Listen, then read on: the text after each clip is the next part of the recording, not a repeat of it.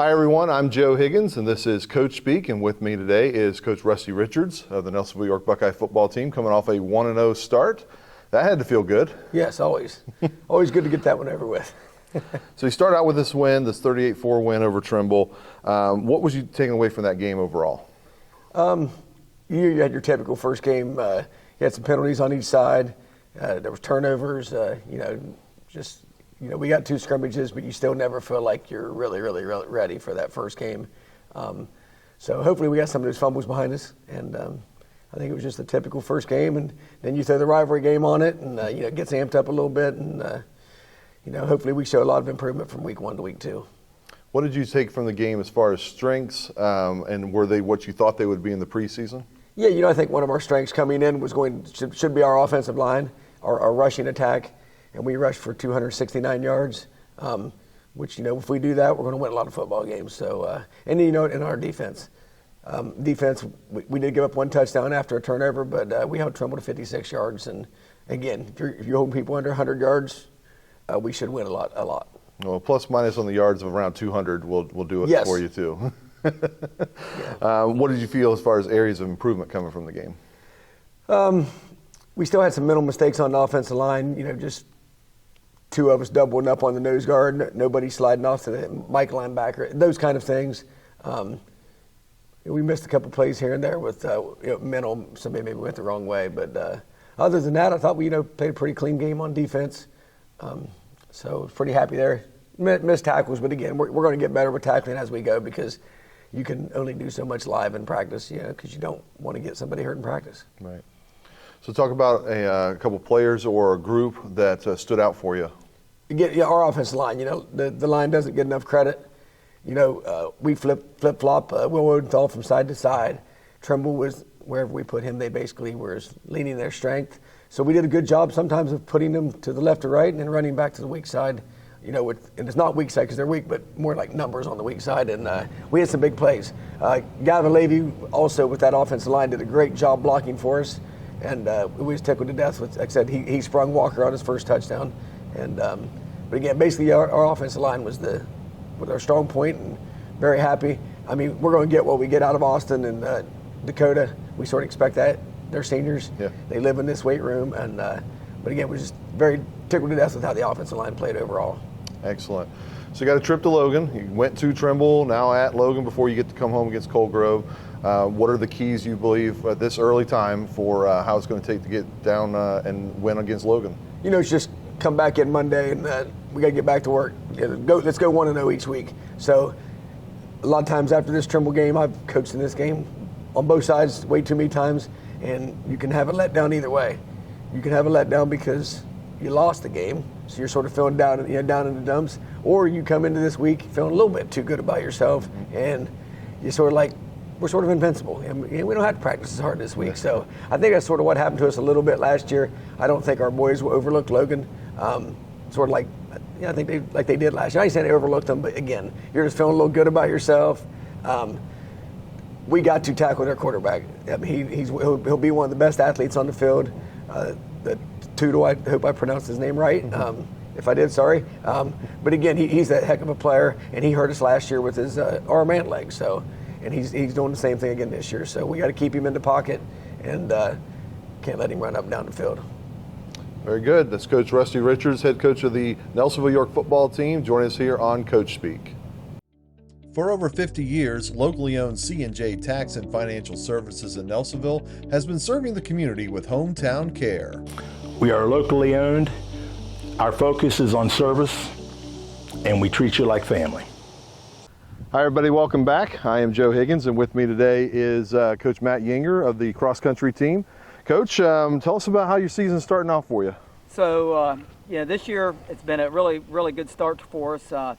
My younger son, Coach Colin Yinger, is my assistant, but he kind of does a little more than I do. He's more invested. I mean, we're both there together.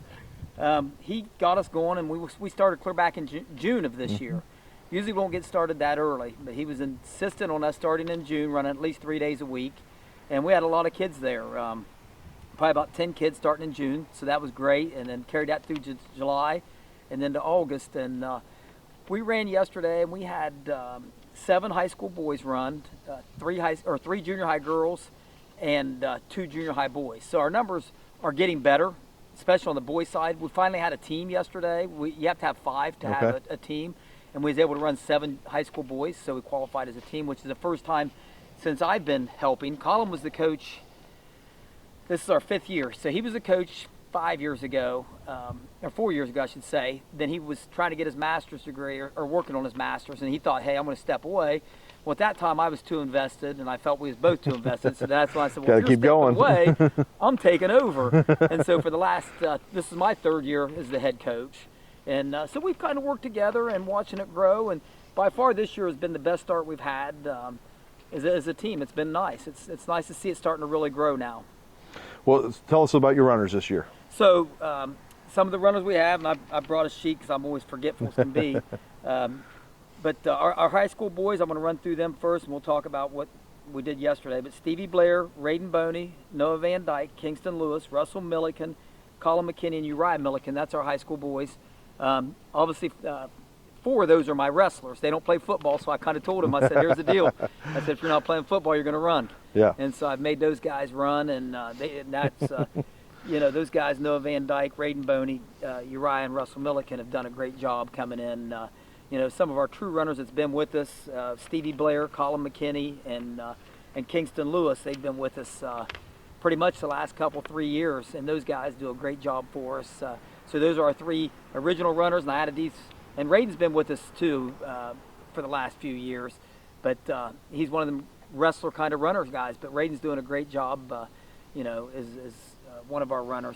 And then in the junior high this year, and I hate to leave them out. I mean, go for it. We do a lot of high school stuff. But Chloe St. Clair, Callie St. Clair, and Paige Blair, those 3 are amazing junior high girls, 7th graders, and they ran lights out yesterday. They finished 5th, 9th, and 14th. Out of 80-some runners in their 7th graders. Yeah, Chloe St. Clair, they're twins, Chloe and Callie.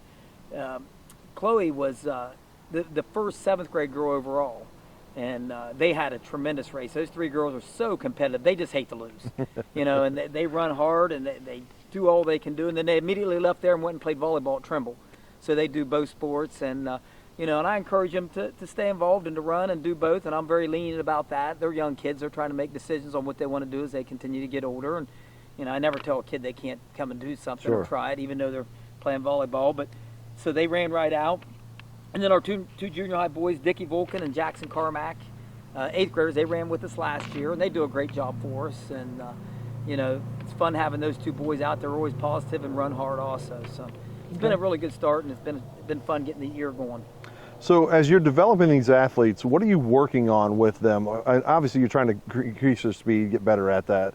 I guess decrease their speed, their time. Right. But getting faster, and how are you working with that? What kind of techniques are you kind of talking about with cross country? So cross country is a weird sport. I mean, not a weird sport, but a weird way to train in a way. Because you do it a couple different ways. You have to do speed days, and you have to do long distance days. So you just don't say, hey, let's just go out and run 10 miles. That doesn't happen. Right. So, when we start in June, we start off, I think, about 3 miles. Our high school boys run, which is a 5K, which is 3.1 miles. Junior high runs 2 miles in their races. Okay. So there's a difference there. So we started the year off in June running 3 miles, just getting some distance, with both groups. And then we increased to 4 miles with the junior high. So the junior high runs with me 4 miles, and they race 2. High school, Coach Colin takes them out, and they'll go anywhere from 5 to 6 to 7 miles on certain days. But then we'll come back and do speed days, which we do what's called timed miles. Mm-hmm. So we'll say, hey, we're going to run 1 mile, and we want to see you do it as fast as you can, pretty much. And running that, for like Stevie Blair, yesterday he ran a 19:34 and finished 18th overall. So Colin will tell Stevie, hey, I want to see you your first mile 6 minutes, and then you get a 6-minute break. No, I got you. Then you'll go out, sprint again, 6-minute mile, 6-minute break. And so we'll set up these timed miles where we want to see you learning to be consistent with your times. So we don't want you to go out and like Stevie yesterday, and Stevie runs tough, and he's a great runner, but he ran out in mile 1 and ran a 5:30, which is way too fast for him in that first mile. And he has a problem with getting that first mile under control. Well, he went 5:30 and then kind of like maybe closer to 7 minutes and then 7 minutes. Would rather see him be like 6 minutes, 15 seconds, 6:15 and 6:15. Yeah. A little more consistent. So more is just getting that pace where you want Yes. it to is what you're working on with each athlete. Yeah, so we kind of fine tune it. It's hard. It's really hard, especially when you're competitive and you get at that starting line with 100 runners and everybody shoots out of there and they're Yeah. running hard. And you're like, hey, I got to run with them. Well, sometimes we're not that fast and we're not going to run right with them. So we need to learn to where our time is. So we work on a lot of time things and we work on distance. And, it's hard to juggle both. And also to stay healthy because, I mean, believe it or not, in cross country you do get hurt. Oh, I mean, yeah. your feet, your legs. Sure. You have to have rest days to let your muscles. I mean, when we go out and run, and Colin will take him out on a 7-mile run, and when we run in our evening runs for practice stuff, we do like a lot of 45 to 50-minute straight runs, and trying to get a lot of miles in during that 45 minutes. So I mean, your body gets beat up, your legs especially. So yeah, trying to fine tune the times. It was funny to watch the junior high girls yesterday, especially the Paige, Chloe, and Callie, the 3 junior high girls, when they've never ran a race like that before. And I was standing behind them when the girls took off.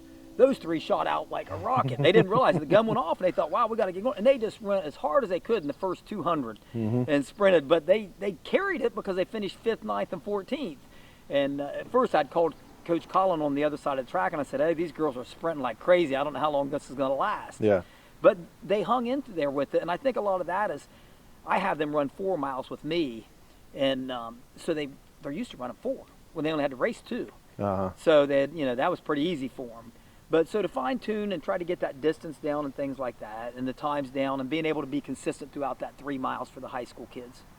It's a different kind of competitiveness because you're competing against other people, but also yourself every time you go out there. Yeah. Yeah, I talked to Uriah Milliken yesterday about it, and Russell too. Some of our new runners that's never ran a race like that. I relate wrestling and cross country a lot together because it's an individual sport for one, but mentally, you mentally have to be tough, and to run at that pace, and know you're going to do it for 3.1 miles, basically roughly between 18 to 22 minutes, depending on who you are. Right. And to keep that pace, and Russell said at one time, he said, I thought about walking, but then I realized you can't walk. You just got to keep going. And it hurts that bad. And in your own mind, you kind of say, hey, okay, I want to walk. But yet also, if you're competitive, you're not going to let yourself down. You're not going to do it. You got to find a way to get through it, and it hurts. Running hurts. Sure. Okay, so tell us a little bit about what the goals you have for your team. We'll end up on that one. What do you have the goals for the cross country? What are their goals? So this year we really feel like we've not had a boy ever make it to the regionals at Nelsonville-York. Okay. So we have our districts, regionals, and state is the 3 qualifying tournaments at the end of the year. We've never had a boy make it to the regionals. We thought Stevie Blair would be close last year, and I think he missed it by about 15 spots. I think he finished somewhere around 70th or somewhere around 7. I can't exactly remember. And so like the top 50 had qualified. So we thought he had a shot last year, but this year we definitely feel like Stevie. Colin McKinney, he didn't run real well yesterday, but Colin's another one that's one of our better runners. We feel like he can be right there.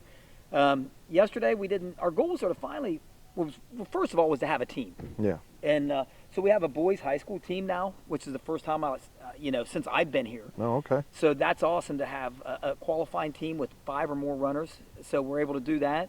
To get a boy to the regionals, and I think that can happen this year. Me and Colin looked at some of the times yesterday already that's out there, and where Stevie's at, and where Colin McKinney can get to, and Kingston Lewis and those guys. And Raiden Boney, he had a great run yesterday. Him and his and Noah Van Dyke, another first-year runner for us, had a great run. So we think we can get some kids to the regionals for the first time ever. Would like to see our team qualified. That's going to be tough, but. It's finally growing, and me and Colin talked about that yesterday. He was kind of frustrated because our performance wasn't what we exactly hoped for, but yet we hold ourselves to a higher standard, and we always have, me and Coach Colin, and we just want to see it grow and continue to get better. And then he looked back after we got home yesterday and said, Dad, we really did better than what I kind of thought we did, and the times weren't what we wanted, but the times for the other runners from the other teams weren't what we thought they'd be either. So I think maybe the heat yesterday, I think it really got hot for the high school boys. They ran at almost 11 o'clock. But our goals are to get some kids to the regionals, start competing as a team, and grow the team. And we did that with the girls' junior high yesterday, boys' high school. We'd like to get more high school girls out there. So it's just been fun, and watching the kids run and watching the program grow. Excellent. All right, Coach, we'll check back in with you next week. Sounds great. All right. I appreciate you. It's Coach Matt Yinger of the cross-country team for Nelsonville-York. Tri-County Career Center helps students build real skills for real careers. High school juniors and seniors can jumpstart their futures with hands-on training in healthcare, construction, media, and more. Visit tricounty.cc today. All right, welcome back to Coach Speak, and with me now is Wayne Dicken, coach of the Nelsonville-York volleyball team. Coach, you've started your season out at 2-1. I want to go back to the Federal Hockey game first, if we can, and where you won that 5-set absolute thriller. Great defensive matchup between your two teams. What were your takeaways from that contest? Going into the season, first game of the season, we didn't really know what our expectations were. We knew we had a lot of good talent on our volleyball team, but we also have a lot of girls that are playing varsity volleyball for the first time. So that was our first test of where we stood, first measuring stick. And to go 5 sets right off the bat in our first game, it really gave our girls a chance to grow up. So, I think we learned a lot about ourselves in that Federal Hockey game. They were a very scrappy team. Federal Hockey played lights out, I felt like, against us. Both teams were battling real hard. We were very lucky to get out of there with a win, especially on the road, because Federal Hockey plays very well at home. So I thought our girls really came through for us, and I was very happy to come out with a win. So you follow that up with a straight set drop to Warren, but a very good team in Warren, and you guys played right with them. 2 of those sets, I think you scored 23 points in those sets to drop it. Well, again, coming out of that game, how did you feel? Yeah, even with a loss, our heads were not hanging when we left the locker room that evening or went up to the gym. Warren traditionally is a powerhouse. They were in the Final Four of the state last year. And they lost some players, but they have a lot of really good returning players this season. They've started off, I think, 4-0 so far, but haven't dropped a set yet. Yeah. So for us to play with them, 25-23 the last 2 sets, we were really happy with our performance. I'm not big on moral victories, but that really was a moral victory, I guess, because I think we surprised ourselves that we can even hang with these top teams in the area, even replacing the amount of players from last year's team that we've had to do. Yeah, you've been able to reload after losing 9 players and 9 seniors there, so that's pretty good there. So against Trimble yesterday, you come out, you take control of the first 2 sets. They had some unforced errors on their end, but you were able to take control. And then it kind of flipped the script a bit on you guys, and you dropped the next 2. Tell me about the resiliency of your team to be able to not drop it away when you lose those first 2, but then come back for that 5th set win. Yeah, once again, another measuring stick for us going into Trimble. It doesn't matter talent that each side has. It's always, it's a lot like the football matchups. It's always going to be a close game with Trimble, it seems like. And luckily, we were able to overcome some of our mistakes in this 3rd and 4th sets and really take that 5th set. One thing that I preached going into that 5th set was we had experience in this situation. 1 week before against Federal Hockey, we went to a 5th set.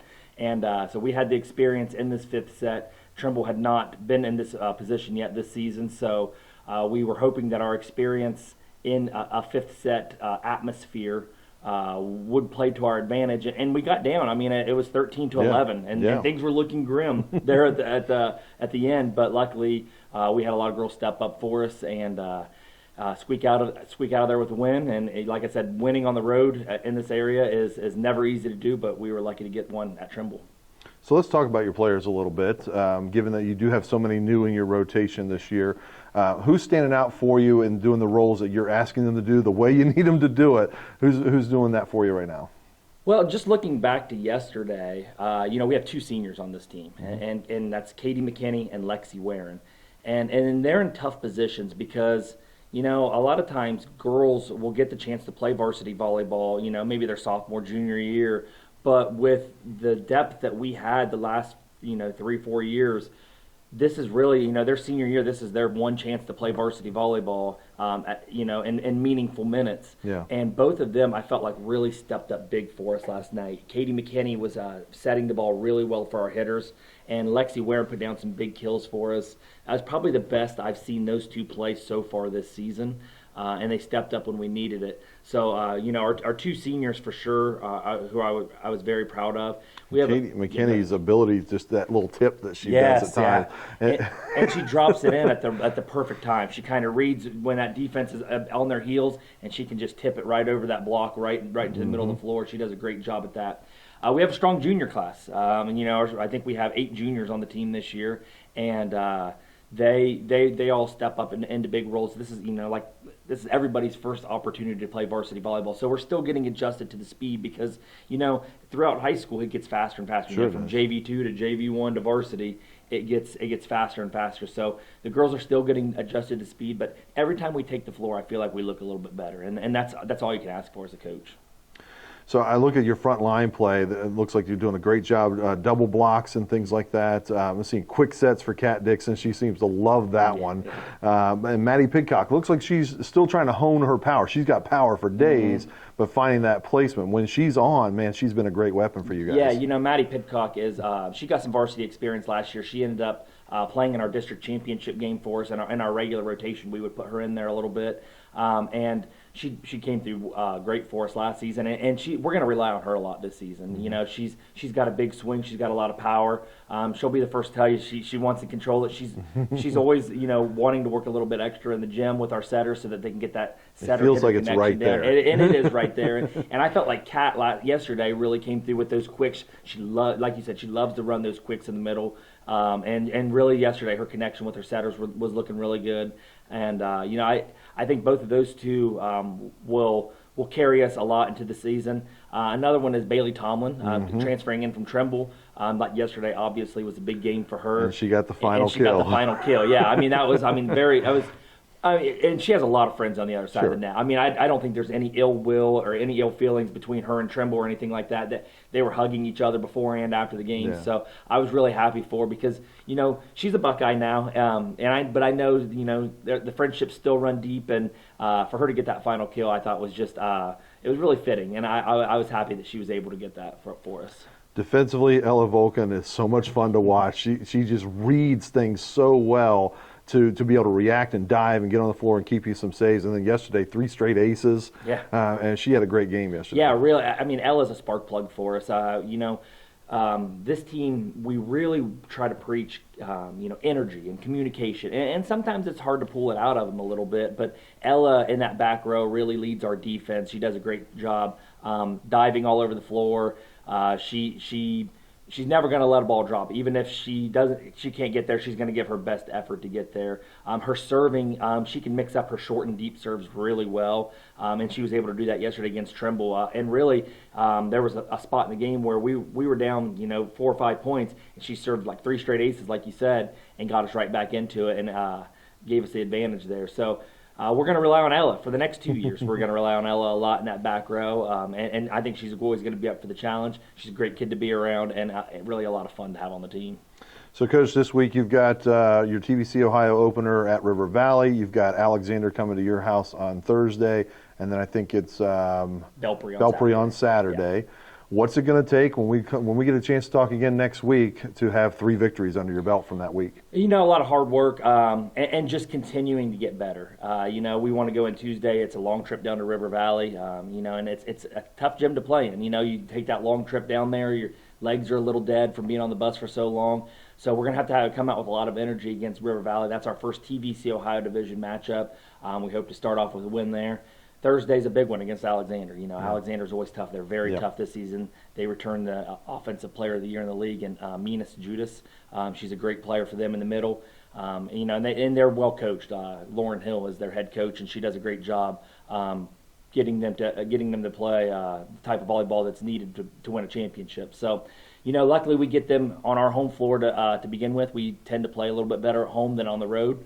So we, I think in our league this year, I'm not sure anyone's going to go undefeated. I think anybody can knock anybody off on any given night. So we can't have an off night if we want to compete for a championship. We have to make sure we bring it each night because even though we lost 9 seniors last year, and we're still the defending champions, and we have that target on our back. Everyone wants to knock us off, so we have to go into it with that mentality every night that teams are going to be coming after us. And we expect River Valley to come after us on Tuesday, and then Thursday night will be Alexander.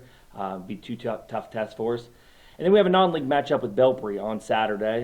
They're coming to us. We play them each year. They're out of the Hawking division, which I feel like the Hawking division is going to be very good this year. With we faced Federal Hawking and Tremble, and obviously went 5 sets with both of them. Yeah. They have Southern and Eastern and Waterford. They really have a tough division over there in the Hawking division. So we're going to be tested in our non-league schedule like we already have been, and we expect Belper to do the same for us next Saturday.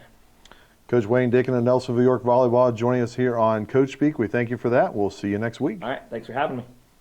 Has your provider network changed? Are you new to Medicare? Have questions? We have answers. Remember, our meeting together is free of charge. The insurance company pays me, not you. Give David Loge a call today, 753-3376. My name's Dee Dee Loge, and I'm owner of Pidcock Glass in Nelsonville, Ohio. If your home is in need of 1, 2, or even up to 12 vinyl replacement windows, Pidcock Glass can help. Please call Pidcock Glass at 740-753-4527.